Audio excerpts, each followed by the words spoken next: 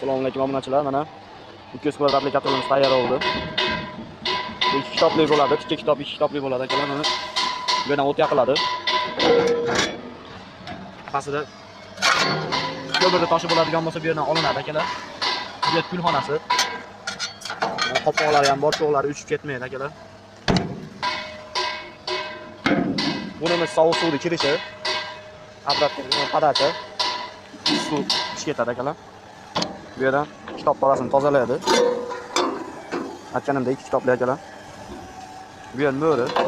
Bu yerdan mo'rini qopdan chiqindilarni ma'nan chiqarib oladi. O'rtasi akalar. Kitob tozalaganda axlati ma'naga tushadi, ma'nan yechib turib chiqarib olsa bo'ladi. Bu yerga ventilyator qo'yiladi. Termodatchik. Gradusnik qo'yiladi akalar, bu yerga tent qo'yiladi. Bunimizning narxi akalar 4 million